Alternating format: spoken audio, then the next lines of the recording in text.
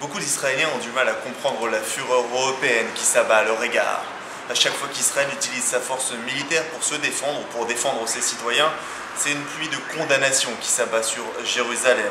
Des condamnations avant même d'avoir laissé le temps à Israël de pouvoir s'expliquer. L'histoire qui suit peut certainement clarifier certains points, peut clarifier pourquoi le schisme entre Israël et l'Union européenne est si grand aujourd'hui. C'est le troisième édito vidéo de JSS News. Bienvenue.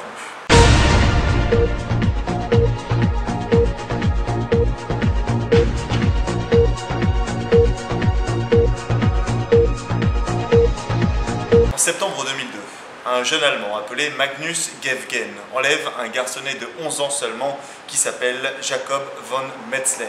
C'est l'un des enfants du directeur de la principale banque allemande. Selon les rapports d'enquête, l'enfant a été assassiné quelques heures seulement après avoir été enlevé. Mais entre-temps, le kidnappeur a eu le temps de faire une demande de rançon d'1 million d'euros.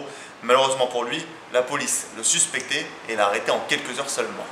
Gefgen garda le silence pendant toute sa garde à vue et refusa de fournir la moindre indication aux policiers.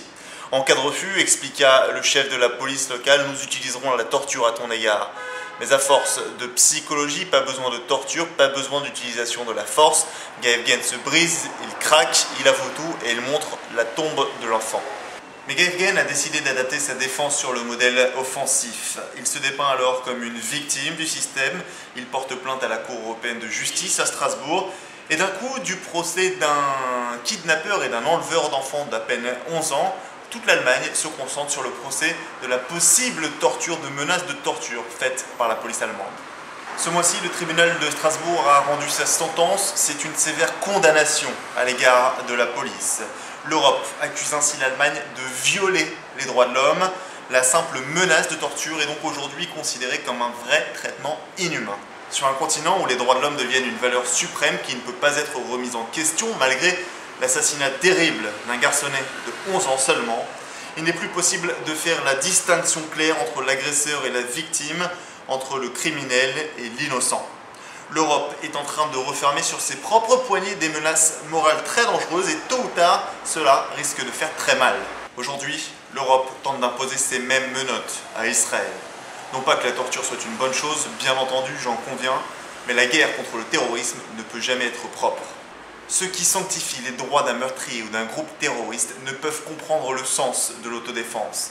Cette approche révoltante est aussi celle qui justifie et trouve toutes les explications possibles aux pires crimes et aux pires affaires. En outre, cette attitude ne se limite pas au camp de la gauche européenne qui admire encore des dictateurs tels Fidel Castro ou Hugo Chavez. Non, cette attitude est aujourd'hui bien imprégnée et le sera de plus en plus dans l'ensemble de la communauté européenne. Jusqu'à ce que les Européens réalisent leur folie, Israël aura le droit et le devoir de ne pas prendre les Européens trop au sérieux. En outre, nous sommes rentrés dans la 5e année de détention de l'otage israélien du Hamas, Gilad Shalit. Cela fait désormais plus de 4 ans que cet homme n'a pas pu recevoir la visite de médecins, d'avocats, de membres de sa famille, de politiciens, de membres extérieurs au Hamas. 4 ans et chaque jour de plus est un jour de trop.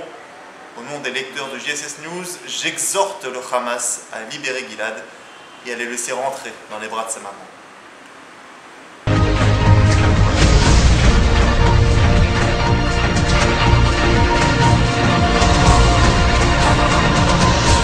Et vous, qu'en pensez-vous? Laissez vos coms sur jssnews.com.